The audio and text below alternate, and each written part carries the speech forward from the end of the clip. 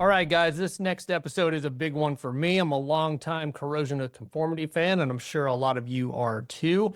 I had the pleasure of hosting Pepper Keenan, Woody Weatherman, and Bobby Landgraf when they came through Cleveland on May 10th at the Roxy, supporting their new album, Good God, Baad Man, which is out now on Nuclear Blast Records.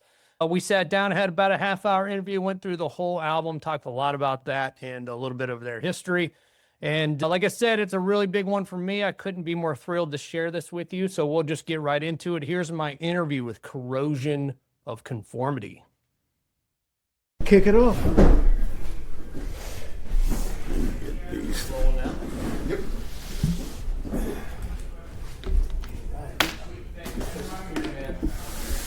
Well, thanks for talking with fellas, man. Again.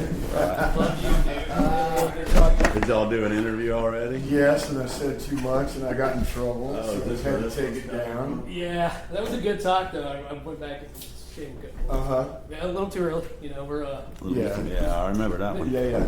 big fans, just getting ahead of ourselves. But anyway, congrats, man, on the recent success of you or me. That's awesome. I think it's really cool as a fan of underground music and this kind of genre to see our favorite bands punch through. I think a lot of fans have kind of disregarded a lot of the mainstream like radio stuff, and it's awesome to see when you guys punch through that. Yeah, man. When we making this whole record, we had a massive amount of support from everybody.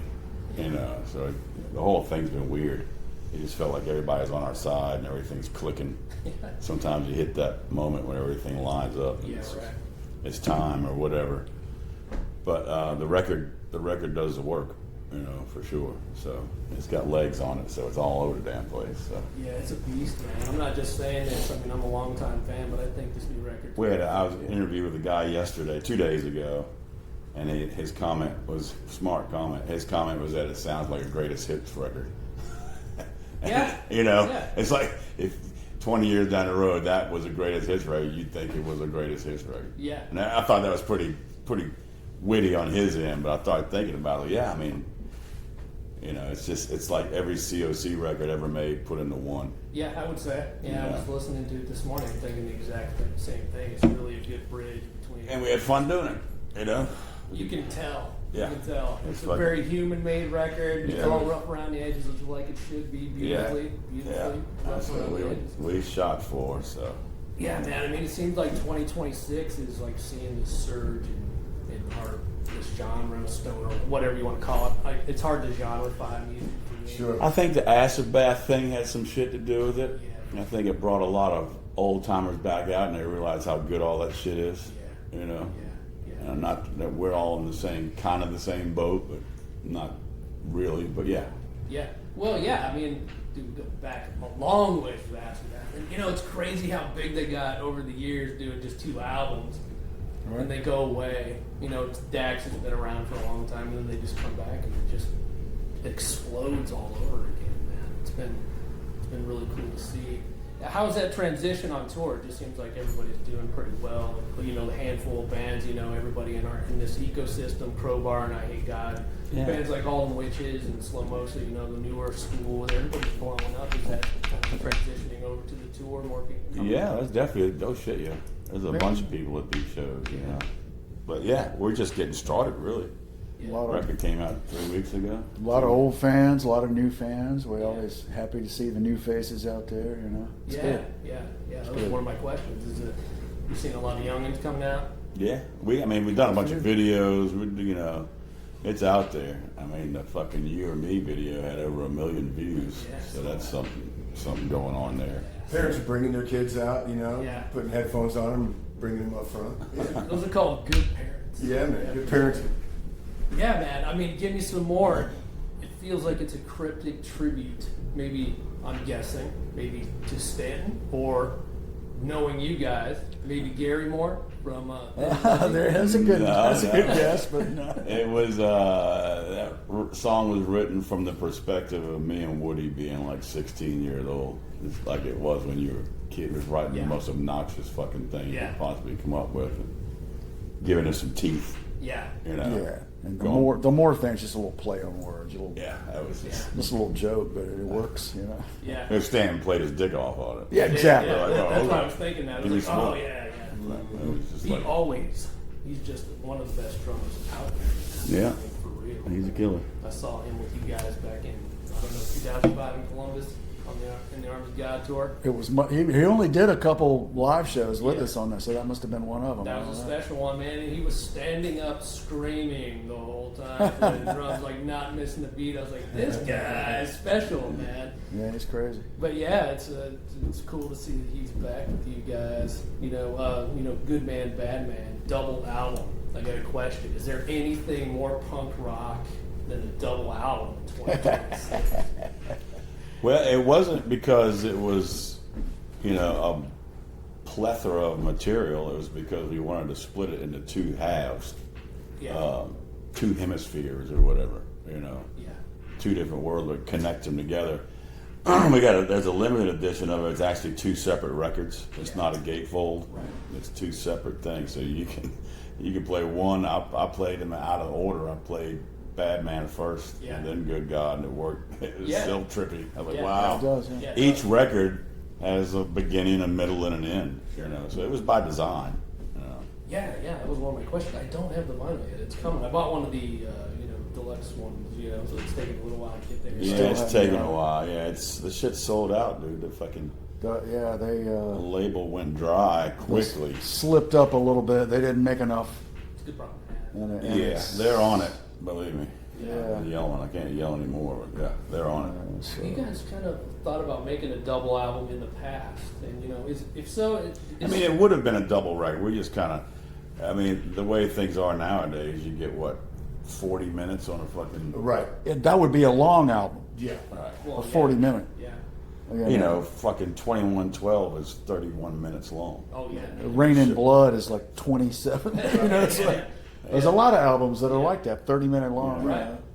Maybe a 30-minute album is kind of the perfect amount, I guess. I don't know. Well, less songs and make bigger grooves, Yeah. so it's sonically better. Yeah, I've been talking to other bands about like a few years ago, vinyls. It was kind of getting out of hand because they were like, it was a record of 8 songs, and it's 2 albums. So you got to flip it over every 2 songs. Like, Yeah. I love flipping.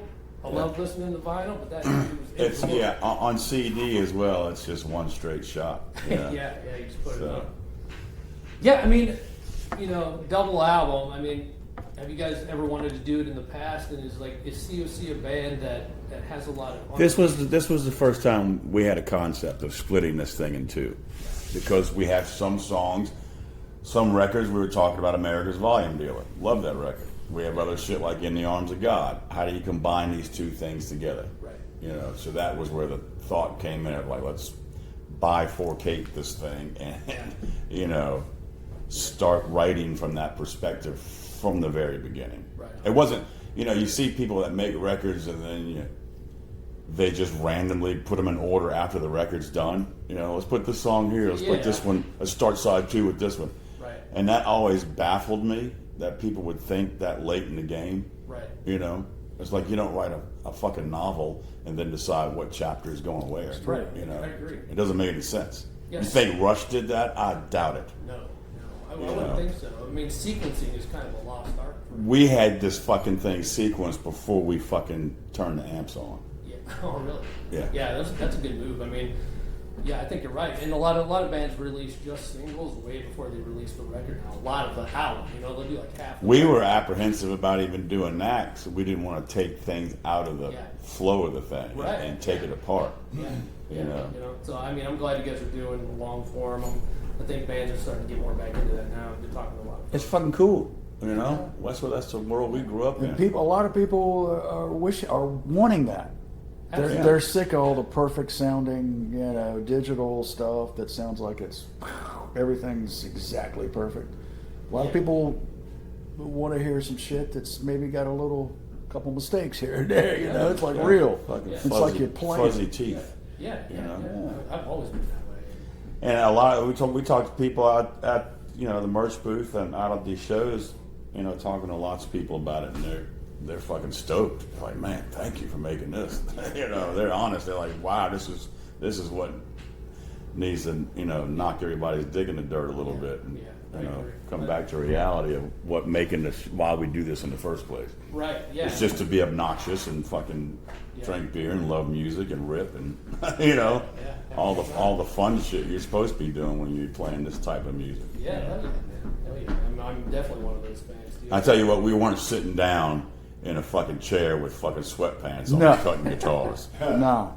Yeah. Wait, there wasn't nobody doing that. I can tell from some of the footage I've seen in the studio. I look at pictures of people in the studio and they got slippers on and they're fucking what the fuck are you sitting doing? in a lazy boy, like punching themselves. They're like, what the fuck is going on? We've lost it, people. I'm like, the pajamas are for home, man. Other than that, put your hands on and get out in the world, man. Put your boots on. We definitely did this one the way C.O.C. does shit.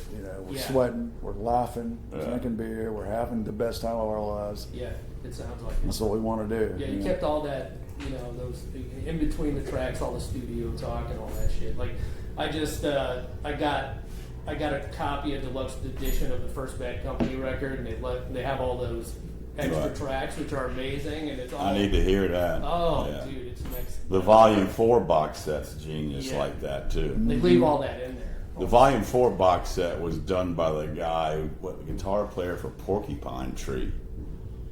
Did the whole fucking thing. He did, they whatever. got him they gave him the fucking old tapes and said, put it together. Nice. And he put warts and all in there. He left all the talk of them. They're beating riffs into the ground, and you hear it's not there yet. Yeah, yeah. And all of a sudden they start clicking on it. That's the Ozzy's in the back going, ball Yeah, all that stuff. Dude. Yeah, yeah. Great. I had a chance to talk to Ron Nevison, who did. He engineered Physical Graffiti in the Who.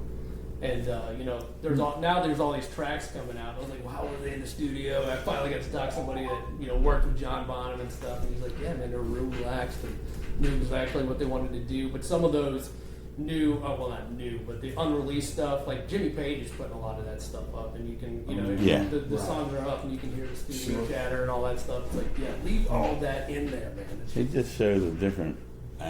Shit doesn't fall off a tree. No. There's work put into it. My favorite thing to say about the writing is that we got together for 2 weeks in a hidden place that no one knew where we were with our producer, recording everything every day, all the time. Right. And that's what got us ready for recording it for real. And we kept doing it and doing it. I mean, it was literally a 2-year process of getting to that stage of where we were ready to start. I wasn't going to ask this, but I mean, dude, is it hard to not get lost in the forest a little bit when you guys are demoing so much material? Or we weren't. We narrowed it down real quick. Yeah, we knew, that we had the fucking shit written on the wall. This is the order. Yeah, right on. Beautiful. That made things a lot easier. And once we had the concept of these 2 records, it's the artwork was done while we were beginning tracking. We already had this thing so in our brains of what to do. I was going to ask nothing was half-assed after the fact. Well, Scott Guion, the gentleman that is a friend of Pepper's who did the artwork he came and sat in on several recording sessions, just to familiarize himself with it and soak it in. And I mean, like we said before, the art for the album cover is 6 foot long. It's like a big painting. It's an oil like painting. a real. It's 6 feet by 3 feet. It's big. Yeah. It's like a big ass painting. But yeah, Scott put the hours in on that. A lot. He lost his fucking mind. Yeah. But then we had it on the wall. Wow.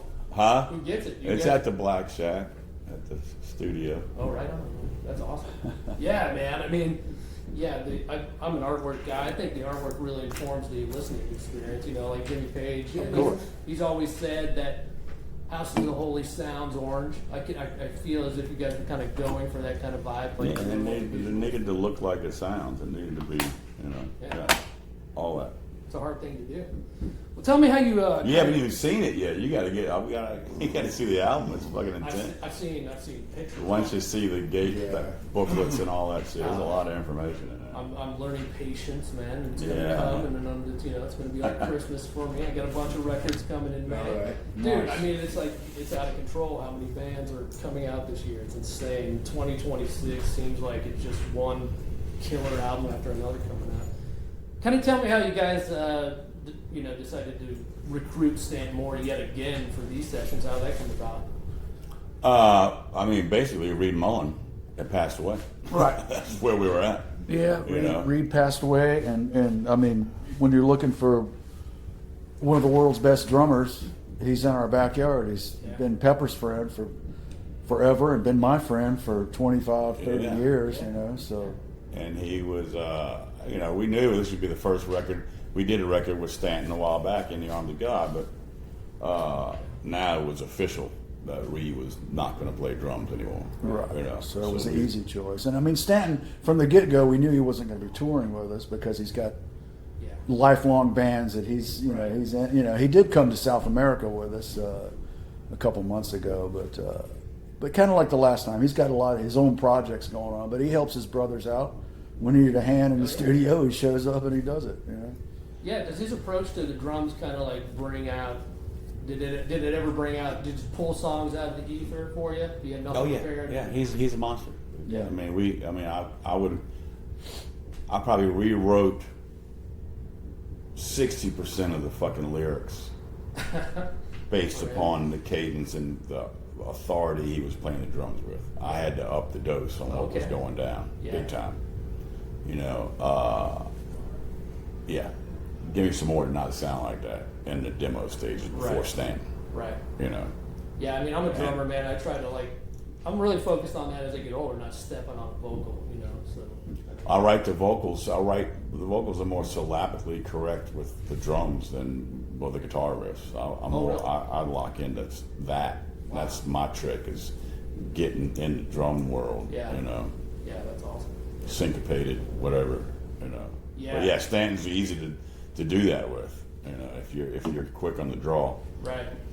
Yeah, he's a total pro, badass. One of the best. Like I said before, I mean, him and people like J.P. Caster and Reed, God's sakes. Man. I mean, Stanton's a different level. Stanton can write music down like you were writing a grocery list. Yeah. As he's hearing it, he's right. That's insane. It's insane. Yeah. Super insane. And he can play. You can give him sheet music for drums, and he can look at it and play it, and not just get it. He can make it feel like it's the thing. Did he write down all the songs? He tabbed everything. Once we had it down, he went and tabbed everything, and just to know what he could push and pull. He wanted to be very clear that and it wasn't the same every time. And I'd tell I would constantly lean on him, go off here, and it would be on the verge of collapse sometimes, and he'd still pull it in. Yeah, it looks high energy. Just all the footage I've seen, you guys recording that record. It's your first album, I guess, with Warren Riker producing. I know you worked with him before. And Bobby. Oh yeah, Bobby. Yeah, Bobby. Yep. After a long time with John, what brought about the change to get Warren in? Well, it was another brick thrown in our lap. We lost our drummer. Reed passed away, and Mike Dean, our bassist, he bowed out, and he's involved more with his production and stuff. And then so we're left with me and Pepper and John Custer. And lo and behold, John Custer been diagnosed with a severe case of tinnitus. Oh God, no. And C.O.C. What do we do? We play real loud. I was like, well, he's kind of out of the job here. Yeah, so he bowed out as well, and which at the end of the day, I think it was a good thing, because Riker came in and his tactics worked so well for the way we made this album. It's completely different than we've made other C.O.C. albums. Right. And Riker's just insane.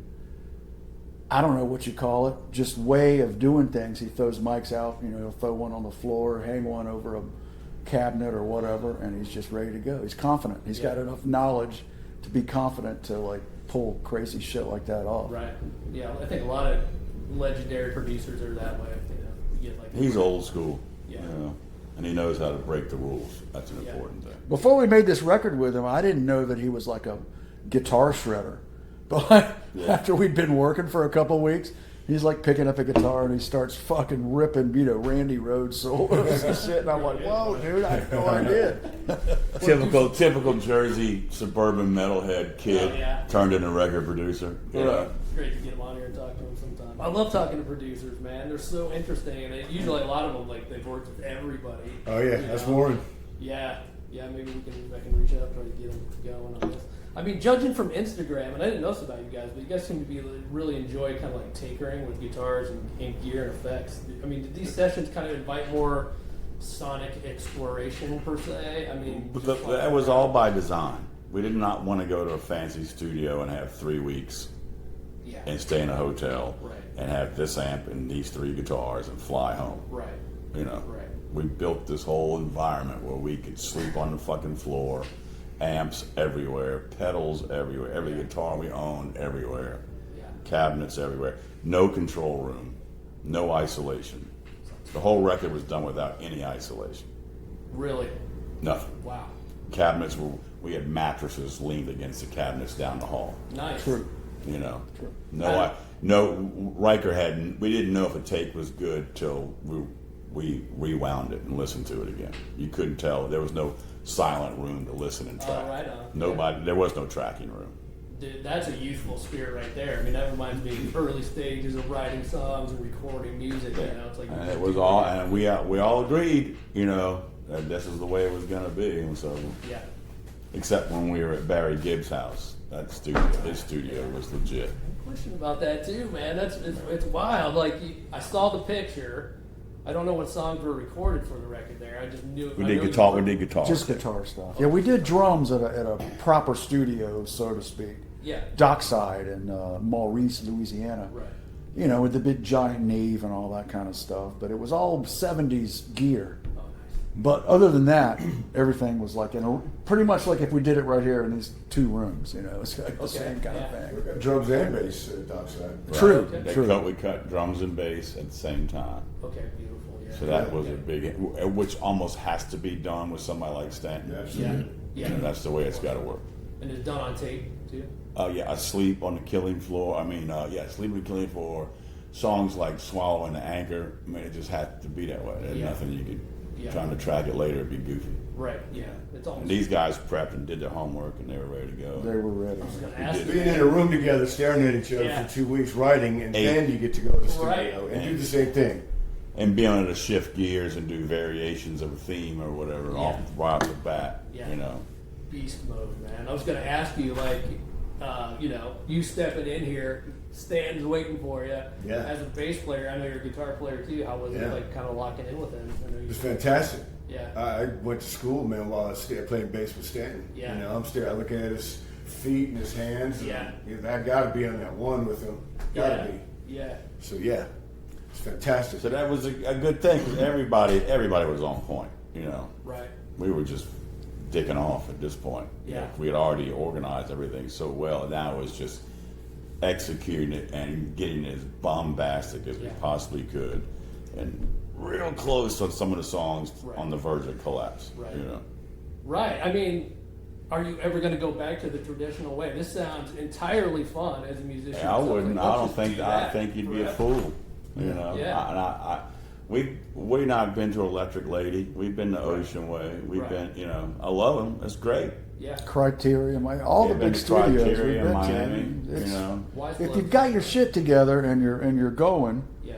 that's one thing. But like if you immerse yourself like we did on this one, I mean, we were fucking just barbecuing and hanging out. And there was no clock. Right. It didn't Yeah, fucking yeah. matter. Yeah. Right. It didn't cost us anything. We'd That- buy a yeah. Riker a plane ticket, and this, our biggest expense was beer Yeah. on every day. Yeah. Like, literally. Yeah, right, man. I mean, I've been in bigger studios myself, and it always seems a little aseptic. Maybe, I don't know if that's the right word, but it's like, you got to be a little careful, well, at the end of the day, you got to pack your shit up and head off to a hotel or whatever for the Right. night.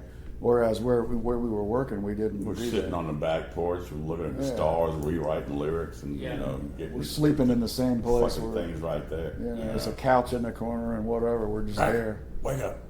Yeah, I got an idea. It's 3 a.m. Let's go. That's how you make a rock and roll record. I mean, and it, you know, I've been talking a lot about it on the podcast too, but it's like a lot of musicians coming in, everybody's concerned about the AI stuff. And my thing is, just make human music, man. Just put the mics on, make it real, just like it used to be, and that's going to be the stamp of approval as we move forward, and people are going to know what the difference is. I think, Right. you know. I don't really have too much of a concern. I mean, I think that's starting to turn around. I think already people are starting to reject that, so, you know, hopefully, but Right. bands like I think, yeah, carrying that just torch. don't make a record so fucking computer and clean that you can't tell the Perfect. difference. Yeah, you're stripping all the nuance away, you know, you can't do that. Like, leave those little sour notes in there. That's kind of the beauty of making, especially rock and roll. No Zeppelin album is perfect, you know. You can hear all those little tiny Or is it? nuances. Right. It's Or is it? Imperfectly. The perfect. imperfections make it Yeah. perfect. Yeah. Like the early ZZ Top stuff. Any of that early late 60s, early 70s stuff is like spot on, perfect. Or like the Bill Ward drum roll where he misses a tom and like kind of flubs. Yeah. That's part of the song. You love it. There, man. You know? Yeah, that's really And some of these songs, I mean, some of the guitar tracks are actually demo tracks, like literally from the super early stages. Some of the vocals are straight up off fucking cassette. Yeah. You know, I mean, I was like, Riker, I ain't gonna get it no better than that. It's in the Right, pocket, dude. yeah. It's already there. Yeah, have you ever heard demos of a famous band or famous song, and it's the demo of the song, and it's better than the studio? Happens a lot. We Happens talk a lot. about it all the time. We've had that problem before. Yeah. Like I a like long the time demos ago. better. You ever heard demos? Yeah, listen to the demos on fucking Age of Quarrel. Cro-Mag record. Oh, yeah. That motherfucker can flatten you, Yeah. you know. Yeah, and then they go into That record's great too, but the Yeah. demos are fucking off the fucking rails. You know. It makes me curious. Do you guys have is the C.O.C. a band that has a lot of unreleased material, or is it A lot of Yeah, There's a lot of shit. we got shoeboxes full of shit, dude. Yeah. any plans to ever release that stuff? Maybe down the line. We could, yeah. I mean, we could retract some of them. Yeah. There's a couple of oldies out from the Jag sessions and all that shit. That are Yeah, cool. a few things. Yeah, the original tapes are still intact and everything. Mhm. Ready to go. Yeah, they're still hanging around. I got cassettes that have Electric Lady fucking on them. Back in the day, they'd make Yeah. you didn't get a CD. The engineer would make you a cassette. Yeah, it was a cassette tape. Yeah, they did. They Said wouldn't even Electric burn Lady, them. Electric Lady Yeah. Studios. You went home with a Format. cassette, you know. Yeah, that's cool. I was going to ask you, but now I got to because you mentioned it a couple times. I mean, Electric Lady had to have been pretty vibey, to get in there. Very much so. We were there all the time. It seemed like. We did Deliverance, a lot of Deliverance there. Some of Wise Blood. Mhm. Mary was awesome. She was the lady who ran the joint. Yeah, so we spent a lot of time there. Yeah, beautiful. It's still going. Spending Sony's money. Yeah. Man, they asked us, "Well, you guys want to retract some of this stuff?" I said, "Where you want to go?" We're just dicking around. Electric Lady. Yeah. Next thing I know, we're fucking booked at Electric. We locked it out for fucking 2 months or something. Is that one of those things where you kind of go in and it's hollow ground a little bit, so you have to absorb it to relax? It a was, little bit? yeah. I mean, that was on the Deliverance stuff. Wise Blood too. I mean, we had Yeah. Jason Casaro was with us, engineer dude, Yes, did some big Super dogs. Unknown. Oh We got him as the engineer, and Custer was producing yeah. at Electric Lady. So Yeah. you fucked that up, it's on you. Yeah, man. It's gonna sound pretty good. With all that shit at Electric Lady. I still listen to Superunknown every couple months. I'm like, what the? I mean, it's just that's a perfect album. Yeah. Yeah, it's fantastic. I mean, yeah, Soundgarden. Just, You know I how could many go on all day about Soundgarden. different tunings are on that record? Yeah, I don't know. I mean, I 17 think or something. every song's a different tune. I like open tunings. I'm a drummer. I mess around with guitar, and I immediately just start tuning it to openly and fucking around. I can make it sound good. Do you guys do a lot of alternative tunings on this, or is it all pretty standard? Yeah. Yeah, a little bit here and there. Let's give some love to the rest of the album. I know the singles are out and they're killing it, but interesting moments for me, man. I mean, I'll just name 3 songs: "Lose Yourself," Handcuff Country, which is Handcuff County. Handcuff County, Yeah, it yeah. is Handcuff County, which is, very Billy Gibbons, kind of tip to that. I got that. And dude, Brickman, like I never thought I would hear brushes on a C.O.C. song. Can you kind of roll through those songs, maybe lyrically the meaning and how you came up with those songs? Handcuff County was something we wrote on the spot. Literally wrote it on the spot. We did. And we were dicking around. I think there was some Gary Clark Jr. song I was tripping on or something. Or some Bentonian, Mississippi, R.L. Burnside thing. And we were in Mississippi. We were in it. We were down in the bottom of Mississippi. Trains going by with the horns we were blowing. deep in the dirty South. Yeah, it sounds like it. And it sounded great. We were just vamping, and Stanton fell into it. And we fucking rolled that motherfucker in one take. We did it live. I was going to ask you. Yeah. And we were just demoing it. We were, this is our, and so we get down to Maurice later on to when we're doing the real drums and all that shit. We were like, well, I already do Handcuff County, and we're all like looking at each other going, no, we're going to keep, that's what, we're keeping that. We're keeping the There's damn, a lot to it. we can't do any better than that. That's our thing, And Bill so, was vamping that riff, and I remember Stanton just tapped me on the shoulder. He's like, "Come on." So okay, he just got up and picked up the bass. He sat down and he cut that. That's fucking awesome. It was in the pocket. Yeah. and that's what's on the record. The once again, the demo. Yeah. And then Lose Yourself, man. It has a lot of sounds I've never heard on a C.O.C. record, the intro and the outro, and that's currently one of my favorites. Yeah, that song is getting radio airplay all over the damn place. Yeah, man. We got to talk to It's going to be a great WRIF radio in Detroit tomorrow. session. Nice. Big station. Did you play Detroit? Or you're just talking? We were about We to had Oh, okay. machine shop. Yeah.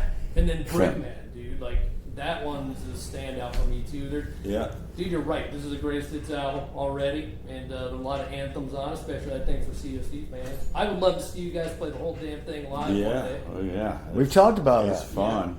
It could be one long And concert. I tell you what, we do 4 or 5 songs in the set now off the new record. And a guy was saying yesterday, he said it blends seamlessly into the set. Sure. You can't tell which ones are old and which ones are new. He goes, Right. they're right in there. Yeah. Which is cool. Somebody to observe that. And luckily, people in the audience seem to already know them. Yeah.